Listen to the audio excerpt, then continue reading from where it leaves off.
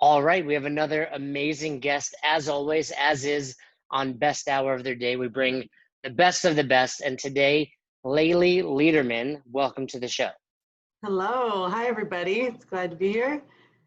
So, the podcast is primarily, we get a lot of CrossFitters, we get a lot of, affiliate owners in the CrossFit world, athletes, etc.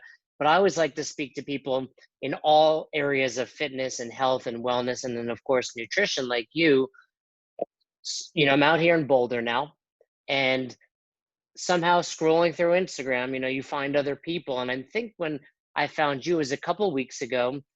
I'm a big fan of the UFC, big fan of mixed martial arts. And, you're out in Denver. I don't need to tell you, but we are destroying the world. Yes, Denver is yes. like the mecca right now It's of, the time. Yeah. I mean, a couple months ago was pretty awesome. I trained with the Easton crew, and they're affiliated with the Elevation Fight crew. And there's people like Neil Magny, Alistair Overeem, and of course now Justin Gaethje. But somehow I found you, and you are a big help to some of these athletes, and I want to hear which ones. But you help them cut weight for their fights. Yes, absolutely. So I work with a lot of, fighters from up to the UFC, down to amateurs making their debut to make weight and really increase their performance throughout camp. And I've been really blessed to work on some of these amazing camps with these athletes. We just finished up Drew Dober. That was our second full camp together. Corey Sandhagen, who's fighting this week, which is super exciting on the road to that belt. We've gotten to have some great camps together. Justin Gaethje as well. So watching these guys rise up to the top has just been, amazing. And it's a fun time for MMA, and it's a great time for Denver, and happy to be here, in it, doing it. Yeah, I love it. I'm excited. Unfortunately for me, I'm getting older, so I look at these guys. I'm like, oh, I want to show up and I want to compete with them. And I'm like, no, you're just gonna get your butt whooped hanging with these guys. So, yeah, and you work with Sandhagen. Is that what you just said? Yes, yeah. We didn't work together this camp, but we have done 3 or 4 camps together in the past. And he's an amazing athlete. He's just incredible to watch. And his every level every fighter at the top level is just so committed to the game. So when they're putting that effort in with their nutrition, and we get to do these things together, some really powerful things happen, and it's pretty amazing to watch. Well, yeah, and like you just said, these guys are at the really, the tip of the iceberg when it comes to sport. Yeah. And it couldn't be more important, their nutrition. I mean, yeah, you want to, work your hands and work your takedowns and all that, but Hmm. really, I mean, if anyone is a fan of the UFC and mixed martial arts, you've seen those athletes that didn't take care of their nutrition come out for round two, I mean, or round three, and they're just, you can see it. They just don't have the energy. And man, Dover was an animal in that last Yeah. fight. He's an animal in general. He's a perfectionist, and he puts 110% every day. I'd say I learn so much from working with somebody that has that kind of a drive. It's yeah, it's really amazing. And like you said, that nutrition aspect, that there's 2 things. There's the nutrition throughout the camp where we can really push performance. That's really something that we work on. Some of these athletes are training 2 to 3 times a day, and they're having to push each time. So we need to make sure that the body's fueled, that they're recovered, and that they continue to push through. Usually it's an 8-week camp. And that's super important. And then obviously the weight cut. Some of these fighters are going in having 20+ pound cuts, and if you're not rehydrated and reloaded, then you can definitely see that in the fight. They're not able to take the shots to the body, they're not able to take the shots to the head. So I mean, I think nutrition is just as important as, like you said, the striking and the grappling, to really put on the performances that they need to. And the hours that go in, they're in the cage for, sometimes only 15 minutes or less. And, the endless minutes on the mats leading up to that, we need to make sure they're fueled the entire time.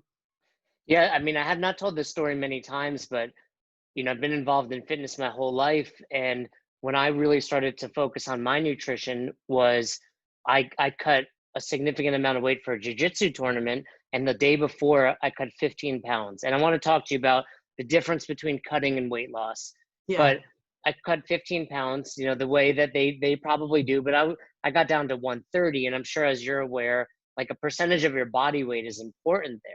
So that was Hmm. 10%. And no joke, that took me a good year to recover from the way 'cause I just did it in a dumb fashion, and I learned so Hmm. much and improved my metabolism and all that. But first thing I want to ask you is, can you explain to the listeners that might be unfamiliar the difference between losing weight and cutting weight? Yeah, definitely. I mean, losing weight is about keeping the metabolism stimulated. It's about cutting back those calories. I mean, you're really getting the true weight, right? 3,500 calories in a pound. We're really minimizing, what the fighter's eating. There is a little bit of restriction. We also want to make sure, like I said before, that we're fueling the fighter. So there's that delicate balance of restricting the macros while, pushing performance. Typically in a fight camp, let's say a fighter has to lose 20 pounds. I want 10 to come off in 6 weeks, in that 6 weeks leading up to it. And then we want to cut 10. And really the cut is about, keeping your hormones happy and allowing your body to release the water weight. So the cut comes, usually there's a glycogen depletion, which helps release water.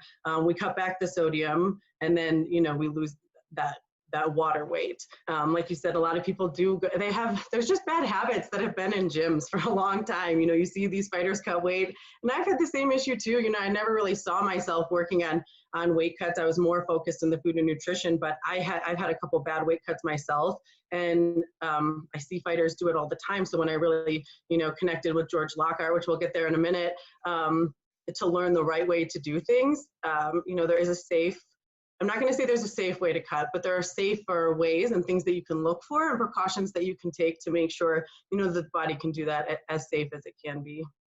Yeah, and for those listening, we might not have a whole lot of mixed martial artists, but we have people that are competing in powerlifting, Olympic lifting, where you do have to step on the scale, and Hmm. I'm sure, we'll talk about it, but the scale isn't important for those of you that just want to be healthy, that just want to look your best, feel your best. But if you have a sport where, hey, I have to weigh, 136 or, whatever that is, it doesn't matter how you look. You need to weigh a certain number on that scale, or else you're not competing, or you're giving up a percentage of your purse. So Yeah. let's take your journey. How did you start with, hey, I'm just helping people be healthy or eat right, Hmm. to I'm going to help you cut weight for this competition?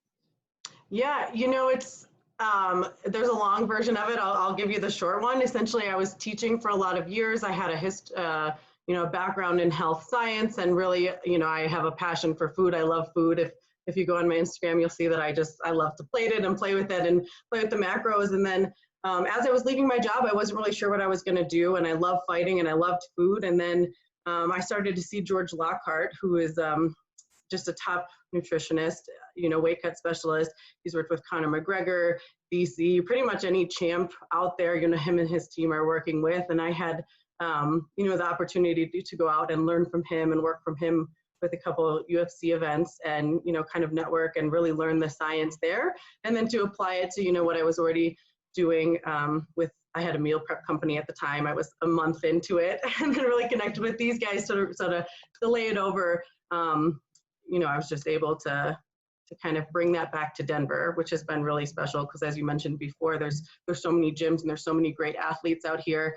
And I guess I didn't see myself working with weight cuts until I saw the need, and we saw the difference it was making with the athletes. And I think that got really addicting. I was working with students for so long, and so to kind of have that shift from trying to motivate a student to working with a fighter who's so motivated and they're getting these amazing results, and we were just having best camp after best camp after best camp, that it just kind of evolved out of that need and out of the success we were having. Well, it must be a different type of reward. You work with a normal person who's like, I want to be healthy, and there's really no end, Yeah, right? It's like, cool, you're yeah, healthy. Now do this for the rest of your life. And right. obviously, the fighters want to be healthy, but it must be nice and be rewarding to be like, hey, you stepped on the scale and you're feeling great the next night. Yes. Yeah, it's the most reward. I mean, it's my way of giving back. I'm a fan of the sport, and so to see the fighters put in the work that they do, it's a work ethic unmatched, I'd say, to anything else. I've worked with other athletes, I've worked with the fitness population, and the drive there. And so to have that day where they get to step on the scale, we reload, they're feeling their best. I mean, it truly is, my favorite part of my job, and why I keep working with these athletes. How stressed out are you watching the fights? Dude. Oh, I'm stressed out when they're going to weigh in. The whole week of weight cuts, I'd say I'm the most stressed out. But when they step on the scale, my job's done. I have every confidence in my fighters that they're going to go out there and smash because I see what they do the whole camp. You know, and like we said, we're talking about Justin Gaethje, Drew Dober, Corey Sandhagen, and I mean, their work speaks for themselves. They're the best of the best. So, no, I just get excited to watch them fight. But when you're watching them in the cage, are you looking for signs that their energy is there, like you did it? Yeah, definitely. And yeah, just making sure that, you know, that they went out there being their best. There's also the mental component of it too, for sure. So I definitely, I mean, that's one thing that I do is I take very rigorous notes. We keep track and we data track on everything. So I definitely, you know, I'm very aware of that on fight night. And, you know, we're constantly making improvements, you know, to each and every camp. Yeah, I mean, there's only so much you can do, right? It doesn't matter how well your weight cut goes. It's like Tyson says, right? Like everybody has a plan until you get punched in the face. But Yeah. you know, you can still kind of see how they're breathing, see how they go back to their corner in between rounds. And I'm sure it must feel good for you to feel like you played an integral role in the success of these guys. Yeah, definitely. I mean, yeah, I think I'm honored to be a small part of the journey, but I think the reality is it is a big aspect. And you know, to be honest, there's been performances where I think there are things that we could have done better. So there's definitely that reflection piece where yeah, it's like, all right, we need to do this. And especially with the reloads, there's been some things. So after a fighter weighs in, we calculate how much sodium was lost, how much glycogen was lost, and we want to put everything right back in. And if you don't do that successfully, it'll make you sick. And so I have had that happen and that be, you know, a nightmare. And then we're having to, you know, recuperate. So we make sure that that fighter is again, like we want them in their perfect, you know, preparedness to walk into the cage. So, How do um, you how do you convince a fighter who's just went through this 8-week camp, cut, 10 to 15 to 20 pounds, depending on their size, the night before, to weigh in and then not go crazy? yes. So I always remind people that it's not the nutrition isn't over until you've won the fight or until the fight's over. Um, you know, and then I expect you to go eat whatever you want and enjoy every minute of it. And then maybe we'll connect in 2 weeks and get you back on something. But yeah, and that's where the carbohydrates come in. So we, you know, really measure fight week, how many carbohydrates were lost in that cut. And we systematically put them back in. So every 2 to 3 hours, you're eating X amount of carbohydrates. You know, we want quick, simple carbs, you know, potatoes, but, you know, most fighters haven't had potatoes in 6 weeks. So, you know, potatoes is something to look forward to, rice, sushi. But yeah, you really don't, you want to stay away from gorging yourself. You want to stay away from any, you know, alcohol. I've had that issue with amateurs where they want to go out and have a drink afterwards. And you really can't. Your body's still recuperating and you need that 24 hours. You know, hopefully you have 24 hours before you're walking in the cage to really make sure that, you know, it's perfect. And you know, my goal is always like when you step on the scale right before you walk into the cage, your weight should be back up to your cut weight. So if we started the camp at, you know, 180 pounds, we got you down to 170 and you had to cut to 155. You should be 170 when you walk into that cage and you punch somebody in the face. We want all that power behind it.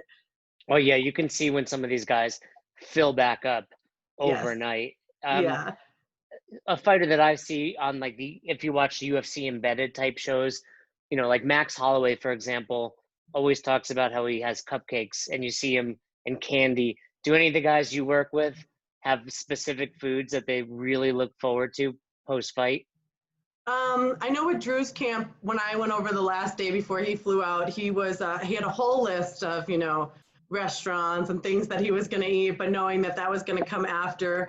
But no, to be honest, I think that most people are, if they're investing in their nutrition and we're working together, they're really not too focused on that side of it. They're more focused on their performance and more focused on the weight. And what I found too is that when people dedicate 8 weeks to this program, they're feeling their best. They're usually not going after all the sweets. They're really wanting water after the weight cut and just a little bit of time to decompress is kind of what I found more the, you know, what fighters are looking for. You mentioned, making sure they get the right balance of everything post weigh-in.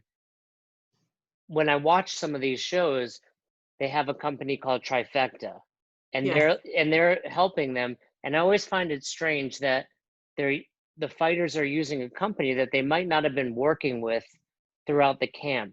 So are you giving these guys the information that someone like Drew needs, as far as the sodium, the carbs, and all of that? Or are we just seeing it on YouTube because they're sponsoring and really he's going out and fueling himself? Yeah, it really varies. And to be honest, that's where the Lockhart team comes in. So George Lockhart, Dan Leith, they have a whole team of people that are out at these events that are getting fighters on weight. They're cooking for them week of. They're having all the reload shakes. They're really taking, that fight week out of the fighter's hands and making sure everything goes smooth on site. So it's an amazing service. Trifecta they do custom food and they have that option. But I honestly don't know if it's at that same level, but I have had fighters that I've worked with that I just, I work remotely and give them the information and they can either, take that to a restaurant or take that to Trifecta and really kind of figure out the food, on their own. But most people, go through the Lockhart team on site. Yeah, I just see that on these shows and I'm like, huh, I don't know that I would trust just some company to fuel me when you're working with someone like you. You want it to be Yeah. so dialed in. What I've definitely heard that same thing. Some people don't, and fight week, I found that a lot of fighters want that consistency. They want somebody they know, they trust. They don't want to change things up last minute. But there's that sliding scale. Some people don't really care, and then other people, it's like they cannot, change anything for fight week. Otherwise, it's you know maybe causes anxiety or something leading up to it. But it's definitely a good option. I'm glad that UFC has somebody there to provide food. We all know, even traveling, how hard it is. No sodium food, meeting your macros, reloading. I mean, it's a difficult and kind of intricate task at hand. So at least there's that option for fighters, because before, I think it was just kind of a scramble for fighters to get what they need week of. I've worked with hundreds or thousands of people probably over the years with nutrition, but what I would call normal people, right? Not professional athletes. And there's a fine balance between listening to them and understanding you're truly hungry and Mm-hmm. you think you're hungry and you want a treat. Yeah. Is that different working with professional athletes? Are they basically like, tell me what to do, I'll do it and follow it perfectly? Or are they just as much of a pain as, Karen is? I would say, yeah, there's definitely hungry fighters. They're definitely hungry, and that's something that we have to account for as well. I try to give, even female fighters around their cycle, like, I'm giving you more fat. I'm trying to make, sometimes I'll cook for fighters and do everything custom. So for those people, I'm making sure like you have everything that you need to really, because there is that mental component. You can't just expect people to do it 100% without giving them a little throughout the way. So there might be some chocolate covered almonds or something with high fat where, we really just want to make it realistic so people can do it. But then there is that level where it's like, yeah, I'm hungry. Yeah, you can't eat. Like you can't do that. And you're going to have to wait until after the fight. So there is that balance. There are those cravings. There are those times where I have to be like, get that phone call. I'm so hungry. Yeah, drink some water. I don't know what to tell you. It kind of sucks. But but if the people that are sticking to the plan, I will say that the success rate, if you're sticking to the plan, is 100%. So I was in the beginning, I was working with a lot of fitness people, and there were just too many people who want those treats, who want those things, and you're just not going to get the same results for sure. So I always remind people of that. Is it easier for them to buy in though when they've had such a successful fight? Like, next time Drew fights, is it easier for him to just be like, tell me what to do because it's worked?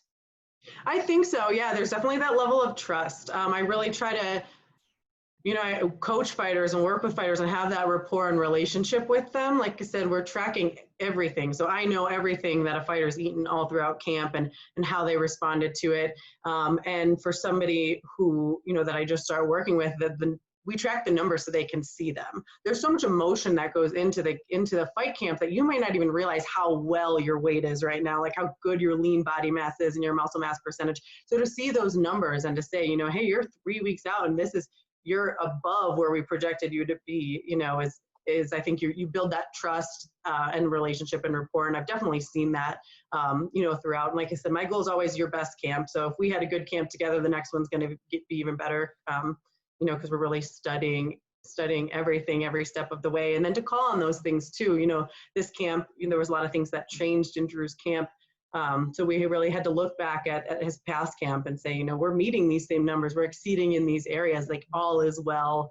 There's, just that, like I said, that trust and rapport is important. And have you worked with fighters from camp to camp? With a normal person, your goal is obviously to improve metabolism, get them to be able to eat more while lose weight. Have you worked with a fighter from one camp to the next and actually be able to eat more while still cutting weight? Yes. So this is my passion project right now, is working with female fighters. I think there's a huge need for it. Women are coming up in the sport, and there's so many women that are fighting against their hormones. And so I find that hormone regulation in female fight camps is so important. And that's something that I really, after working with, I really started working with a lot of females in the beginning, and it was every camp, it was almost a fight to get this weight off. And so I found, just through my own research, through my own experiences with females, we've really dialed in this beautiful program that really works with hormones throughout camps. And so these females that I have been working with, Gemma Breslin, who fights out of Genesis Training Center, we've had four camps together, and her last one was amazing. She was eating so much more, and her energy was so much higher, and the weight was just falling off, whereas before we were really pushing for every pound, and that was just through balancing the hormones, and making sure that as a female that we're really working with the body and with the metabolism. And thankfully, like I said, through the multiple camps, I really got to see how her body reacts to every food. I see how she reacts to complex carbohydrates, and I see how she reacts to different kinds of proteins and different levels of fat. And so to really dial that in, and then look at, I do cycle tracking with all of my female athletes. So we know where your hormones are. We're feeding you based on your hormones. We know your training schedule. And so, yeah, you can eat more, you can train harder. You're definitely getting those results. And I think too, getting used to what my expectations are too. Some of these fighters, like you said, like they might have a cheat meal over here and I might not know about it, or a craving, or, I said have 10, I'm a little bit specific, so eat 10 almonds and you have 20, and, so the results aren't there, but you got close to your goal. Like next camp, you're really going to want to invest in it and make sure that it's 100%. So you're going to kind of take those extra steps. And I've definitely found that throughout camps when I do multiple, is that people tend to commit a little bit more because, like I said, you're putting in the work, the results are there, and we want it to be perfect. How much harder is it for a female to do the final 2 to 3 days of cutting? Like, the sodium depletion, water weight, how much harder is that for you guys? It's definitely harder. I mean, you'll see females going for cuts and they come out, same amount of time as a male fighter. Let's say if they're in the sauna or in the tub, and they might get 1.5 pounds off after a bath, whereas a male might get 4 to 5. So it's sad. We definitely have a disadvantage there. But I will say, as we progress, as we kind of figure out the female body a little bit more, that we're able to have more successful cuts for sure. Especially, like I said, with those hormone balancing. Females a lot of times will start their cycle just because of the stimulus and the stress of the cut, and then their body's holding on to everything. So we really have tricks to work around all those things, and it's definitely helpful. And I've seen most of my fighters will go down a weight class. So a lot of my female fighters are not able to go down to lower weight classes because they're able to make weight a lot more easily and with a lot less stress on the body. Right. I mean, something that men don't have to think about is, say your fight is Saturday and you're getting your cycle around, then you could be holding an additional 3 or 4 pounds. Yep. So you have to obviously time your cycle and know when it's coming to know what you need to cut to make weight. Yeah, definitely. And how we approach fight week is totally different when it comes to, usually we do a water load. So you drink the same amount of water as you weigh. Like you really don't want to do that with a female fighter who's already holding on to all the extra water that they possibly have. And that's the thing, I think, like females coming up in this male dominated sport, it's like we almost want to ignore these hormones. We don't want to deal with them. It's a pain in the ass. It's a drawback, to performance. But really, my goal and why I call it my passion project is to really change that narrative and to get the word out to more females that, yes, we have this cycle. I just had a baby. I know how amazing it is. It's a gift that we get to have. Let's, work with our bodies and really prime your body for this camp. And I'm really trying to get that word out there just to work with more females and for them to really experience the difference is important to me. Yeah, I mean, there's the infamous video of Cyborg cutting weight where she's just crying in a tub, and I mean, Yeah. you got to feel. I mean, it's one of those things where you don't want to watch a woman go through Mhm. it, but hey, they're warriors, and tougher than most men. Has anyone lied to you about their food on their way to their cut? Oh yeah. Oh yes. For sure. I'll get a little huge. No, I'm just kidding. Yes, people have definitely lied, and but that's on them. Like, you're paying for my service, and if you're lying to me, you're lying to yourself. Like, we're just not going to make weight, and that's sad and it's unfortunate. I've had people who've done the whole camp and then they like don't want to do the cut, and there's not too much I can do. I used to take that super personally, but then I just realized that there is an emotional part of it. There is hunger, and sometimes that overrides your drive of the performance and all those things. So that is human nature. But it's definitely sad to see when you've got such a good camp and so many things that, there's definitely, we want that honesty, and I want the real numbers, and we want to know what you're actually eating so we can get that output and make those adjustments. I mean, food is emotional. There's no doubt about that. But when it comes to, when you're trying to, be the best fighter you can be, you have to be honest with yourself about what you're eating. And that's something I start from the beginning now is I just have, fighters just start tracking their eating, just start sending it to me. Even clients I'm not working with, I'll just have them continue to send that. So then we can start being honest with themselves and be honest with me. And we're in that routine of really communicating, what you're eating, why you're making those choices, so we can, kind of improve that process sometimes. What's the worst lie? Like where someone's like, "No, I've been good," and you're like, "You're 12 pounds heavier." Come on. Yeah. What's No, what's the that's worst? it. Yeah, I've been eating everything perfectly, and yeah, but it's math. So that's my favorite part is like, I always know because it's math. Like, I'm running the numbers, so I know exactly how many calories you should be eating. I know exactly how, at this point, usually, right? I know exactly how your body should be responding. And yeah, there's sometimes a lot of either you're not measuring or, you're not being honest, but I get a lot of like, this isn't working. I don't know why the scale's not moving. And, I'm like, well, we can look at these things. Sometimes it is metabolism that's stalled out, and there are things, but there's a lot of little things that we're doing throughout the camp to make sure those things don't happen. So it's a very rare occasion where that's, actually the science versus, that extra, food you've been Yeah. eating. Versus no, you had Chipotle for dinner last night. Yes, exactly. Yeah, exactly.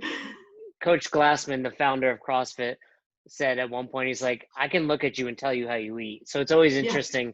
It's one of the first things you ask, "Well, how do you eat?" And everybody's, "Well, I eat good. I eat well. I eat healthy." And I'm like, "No, you don't. I'm looking like your body would reflect that."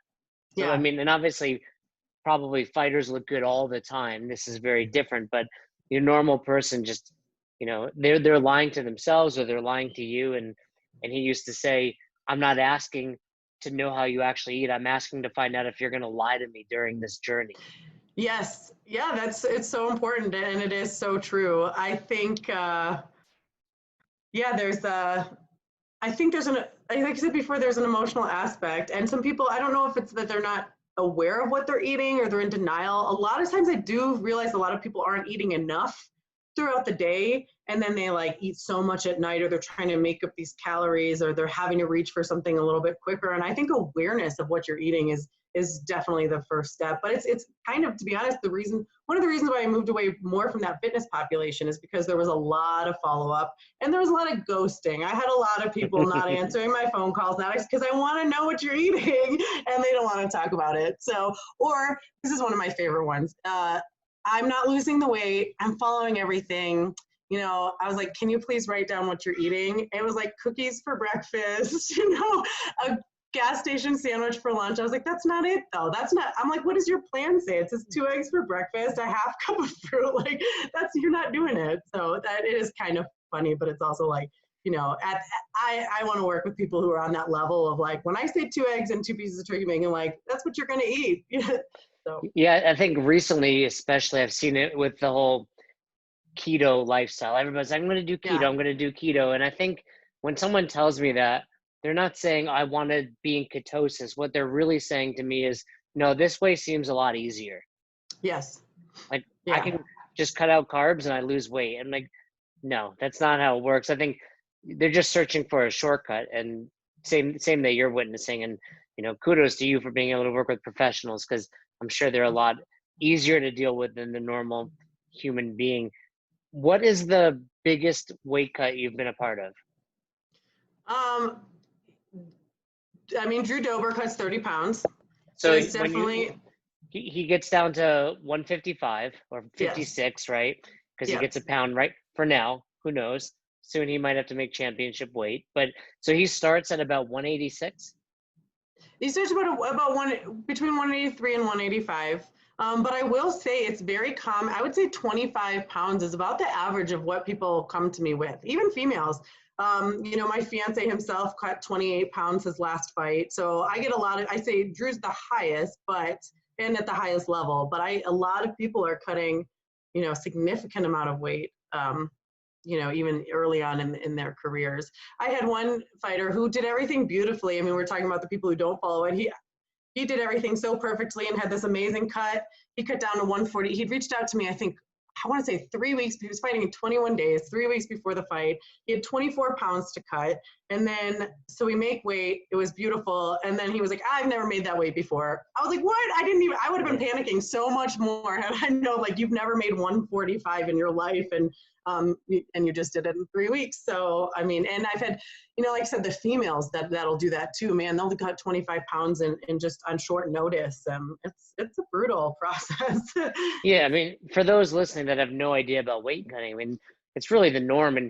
And for me, what's really eye opening is, I walk around, I'm probably about 142, 143, but I'm 5'3".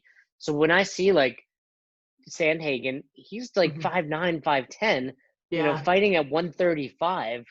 And, you realize, hey, that's not their normal weight, but they really Mm-hmm. put their bodies through it to make that. And 30 pounds with, 15 to 20 of that being clean eating and doing it right. And then the last few, what's on the flip side of that, what's the biggest gain? What's the most you've seen, like, somebody make weight and then the next day or a week later, how much have they gained?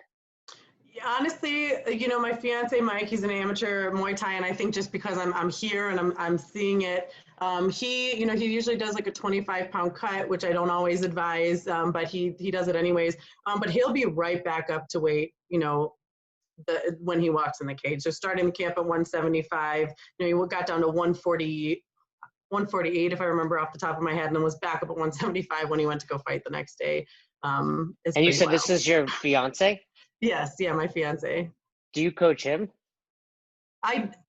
Funny enough, I have done one camp with him, and he's had 3 cuts. I was pregnant during the other ones, and had so many fighters during his camps that I was like, I can't give to you. I can't do it right now. I have, 7 fighters right now that are going out, and I have to give them 110%. So he got pushed on the back burner. So that we got to do a fight together in December, and it was beautiful and went how it should, and there was no fighting for those last pounds, and I was very grateful that I got to do that with him, because I felt like a jerk for not helping him out those other times. Well, if you want to go from fiance to wife, my recommendation would be stop coaching him. Oh yeah, no, he's still, honestly, like, his weight is still the lowest it's ever been. That's probably why I got a fat rock on my finger. Just kidding. Yeah, you want him to win a little bit more than that. You want that win bonus coming in every time. Yeah, exactly. Well, he's my strength and conditioning coach, so we definitely have that working relationship where we're both constantly pushing each other, definitely setting firm boundaries there. You guys are the rarity then in the fitness world where it's okay to coach your significant other. I learned a long time ago, do not coach your girlfriend, your fiance, or your wife. But Yeah, have you seen nightmares from that? oh, yeah, Yeah. unnecessary fights, and then the worst will be, somebody else will give my wife a cue or something with CrossFit. She'll be like, "That's great," and I'm like, "I've told you that 100 Yeah. times, Yeah. but you don't want to listen." It's always different for sure. I'm sure we give each other a little bit of that too. We cannot spar or grapple together because that just gets heated really really fast. So there is that. So last question is, how much has, everything that's going on in the world right now, the pandemic, impacted some of these cuts? Was it harder for the guys and girls to make weight with whether it's restaurants or grocery stores or the travel? Yeah, that's a really good question. I was pretty panicked when it first hit because there was talks about food availability, and that's half of my job is making sure that fighters have exactly what they need to eat.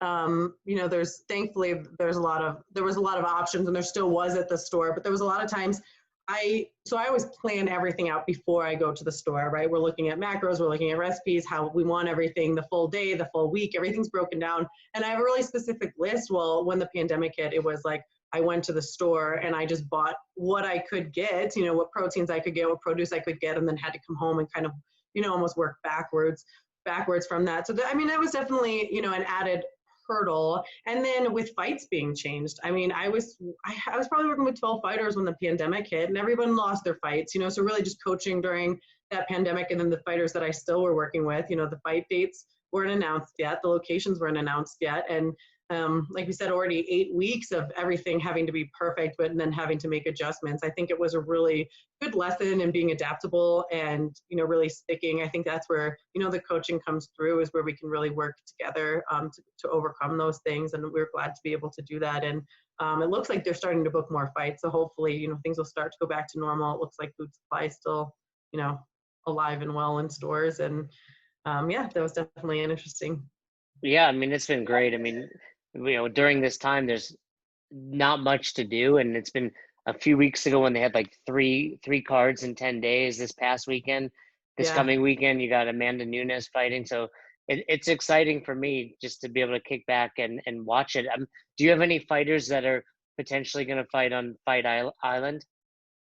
I haven't heard any announced yet. I'm sure that there will be, and I would very much love to be out there on Fight Island, seeing all that go down. It's super exciting, and like you said, it's just an exciting time for the sport. The cards that they're putting out have been awesome. I love that Woodley card this week. I know Woodley kind of got a Yeah, little beat up a little bit. stagnant out there. But every other fight was just beautiful. The grappling that was out there this weekend. So definitely exciting time for fights, and look forward to those ones on Fight Island. It looks like they're at the Apex now, which has been an awesome, facility for these athletes to fight at. I love how adaptable everyone's had to be, and grateful to Dana White for really pushing.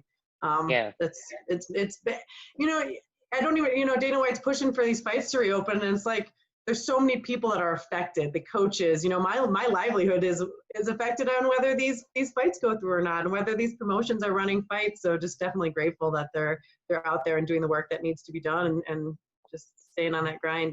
It's cool. Yeah, pretty impressive, that dude, Dana White, really, Yeah. with everything he's done. Well, speaking of, though, this weekend, this will go up probably a day or two before, later in the week. Who do you think's going to win the female championship fight this weekend, Nunes or Oh, Spencer? I think Amanda Nunes is the greatest of all time. I will say I've always been a fan of her. I didn't think she could beat Ronda. She beat Ronda. I didn't think she could beat Cyborg. She beat Cyborg. So now I think she's unstoppable. I'm gonna, I want to watch her go out there and win again for sure. So I was looking at her, though. They had the countdown came up like last night, and I was looking at her, and like at 145, she has some weight on her. I know. So do you look at Yeah. someone like that and say, like, damn, I wish I can work? Because you can get her to be 45, 35, and 25. Dude, yes, I am watching all those female fights. I make lists in my phone. I make lists of who I want. It's like my vision board of who I want to work with. Especially obviously fighters that miss weight, I'm thinking about and want to reach out to them. But yeah, you see those fighters, and like you said, I can tell how you're eating just by looking at you sometimes. And so looking at those fighters, and I just know the power of what I'm doing and what that could add. So yeah, I definitely look at that, and that would be And a dream client. and you can see, I don't know if it's exactly right, but the females that wear like more of the sports bras versus the ones that wear the full tank, and you're like, you're doing that to cover up a little bit. Yeah, yeah. And honestly, you can tell, like, even for the weight cuts, females get more bloated during their cuts. If they have a higher body fat percentage, you can tell they're bloated. So, I can usually tell right away, like, if they've had a good cut or not. But and stepping on the scale too. There's been some females that have been stepping on and shaking and those obvious things. But yeah, like you said, that physical appearance definitely gives indicators of how the camp went, and try to use that information to, be a part of that journey and make it even better for them. Well, wait. So you mentioned this your dream board. Let's put it out in the Yeah. universe. Who are Yeah. the 3 females and 3 males? Maybe they're listening. Who knows? That you'd really Yeah. like to work with. Dude, oh man, I don't know. I mean, Gaethje's fight's coming up. He's not a big weight cut guy. I have gotten to work with him in the past. That's a dream fight for me right there. I mean, obviously he's Against from Denver. Khabib, I'm a right? huge against Khabib. Biggest fight of all time. I mean, what he did against Tony Ferguson was the most beautiful fight I've ever seen in my life. I've been a fan of him for years. Watched him come up in World Series of Fighting. So to be any part of that journey, definitely. I don't know if I could even, I mean, obviously, if we're talking vision board, I would love to work with fighters like Amanda Nunes.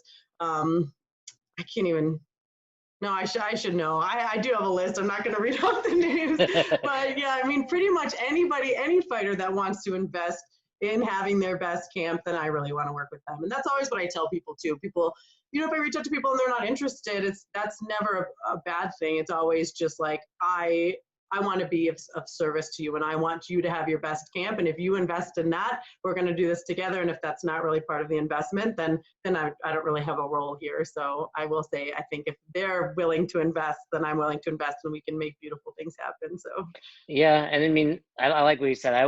It's the same way I am with the podcast. My partner Fern is always like, "You're the guy that asks," because I'll just reach out. I'm like, "What's the worst they say? No? All right, yeah. we'll just keep going about what we're doing." So, last question, and I say this a lot, but just on fights, as someone that enjoys fights like I do, what did you think about the Anthony Smith fight? Oh yeah, I mean it's hard, right? Because we're out in Denver, and Factory X is a big team out here, and I love that team, and there's so many good athletes, and Mark Montoya does so many amazing things. I think somebody should have stopped that fight. It I was had to leave. I had to leave. I get like emotional, but I had to leave during the beginning of the fourth round because I knew that I was still going to go to 5, and just to see what. I think somebody should have stopped it. You can put it on the coaches, you can put it on the ref, you can put it on whomever, but there were, let's say, 20 guys in that room watching this happen. And I mean, it's our responsibility to protect our fighters. It really is. So it was definitely hard to watch. And Anthony Smith went out and he was like, oh, well, they shouldn't have, his statement was that, it shouldn't be controversial. He didn't want his coaches to stop it, but it almost sounded like he was like a one-man show. He was like, I go out there like to die on my shield. It's not really how fighters should ever be. This is a sport about entertainment. It's not about life or death. And I think that he took way too much damage in that fight. It was hard to watch for sure. That was the first fight of really, like, I didn't stop watching it, but I was like distracting myself because I couldn't just focus on I was watching on my iPad. It's Yeah. like, and my wife doesn't watch it with me, and she was like, "How are the fights?" I was like, "That was a bad fight to watch." Yeah, So it was. It was. And I made this comment and some people didn't agree with me, but like we said, right now is a big time for MMA. It's a big time for Denver.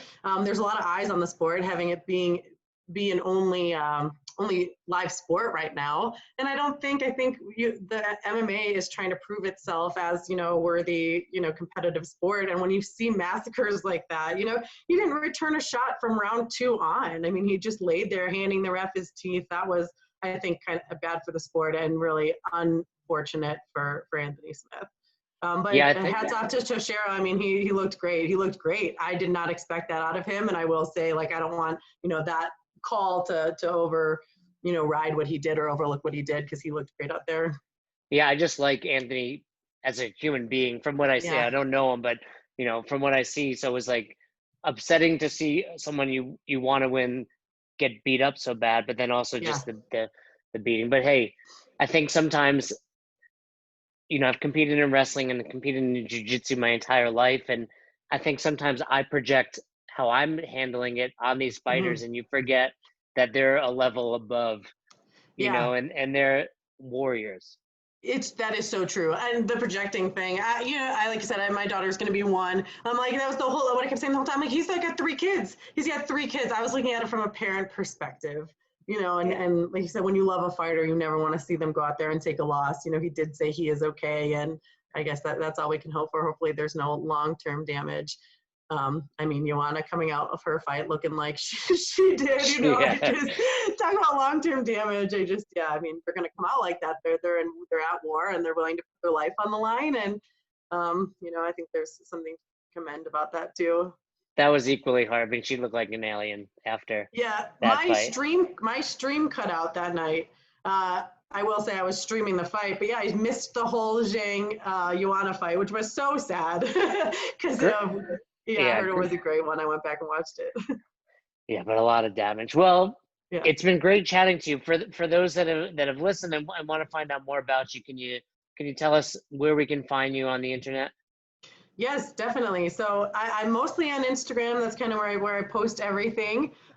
It's at Real Food Denver. There's a couple underscores between Real Food and Denver. I do work with people remotely, so you know the coaching that I do extends, you know, as far as the internet will.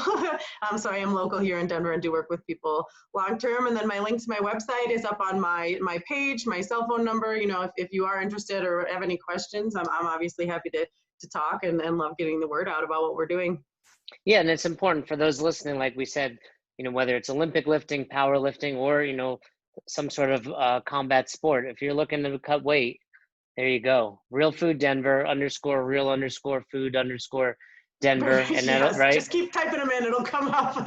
Yeah, Yeah, you'll find Layli. But it's really been fun talking. You know, hoping once this all passes, we're moving to Arvada, so we'll be a little closer to Denver, and great. we'll definitely need to get together and pick your brain even more. Yeah, definitely. Yeah, thank you for this platform, and it was great talking to you. And hopefully we can connect soon. Thank you. All right, have a good one. Thanks for listening to Best Hour of Their Day. If you haven't heard about Anchor, it's the easiest way to make a podcast. Let me explain. First of all, it's free. How cool is that? There's a creation tool that allows you to record and edit your podcast right from your phone or computer, so it becomes super simple. Some of these episodes with Fern or Todd or myself chatting with one another, we've done right within the app itself. Anchor will make it easy to distribute your podcast to all platforms, Spotify, Apple, and many more.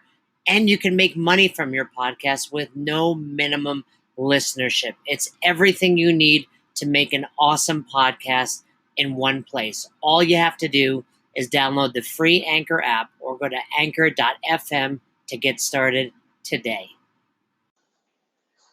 Come on, who doesn't have Spotify at this point? And if you were unaware, Spotify now is offering podcasts. That's right. On Spotify, you can listen to all your favorite artists, but also podcasts in one place for free. Spotify has a huge catalog of podcasts on every topic, including the one you're listening to right now, Best Hour of Their Day. On Spotify, you can follow your favorite podcasts so you never miss an episode. Premium users can even download episodes to listen to offline wherever you are, something I always do before I hop on a plane. And you can even easily share what you're listening to with your friends on Instagram and other social media platforms. Here's the deal. If you haven't done so already, be sure to download the Spotify app, search for Best Hour of Their Day on Spotify, or browse some other podcasts if you want. You can find them in your library tab. And also make sure to follow me so you never miss an episode of Best Hour of Their Day. Thanks again for listening to Best Hour of Their Day. If you haven't already, do us a favor, head over to the Apple Podcast app and leave us a review. We'd love to hear from you. If you have any questions, comments, concerns, feedback for either Fern or myself, hit us up, besthouroftheirday@gmail.com, or send us a DM over on Instagram at Best Hour of Their Day. Once again, we couldn't do this without the amazing community, and you are a part of it. Thanks for listening. Thanks for supporting Best Hour of Their Day.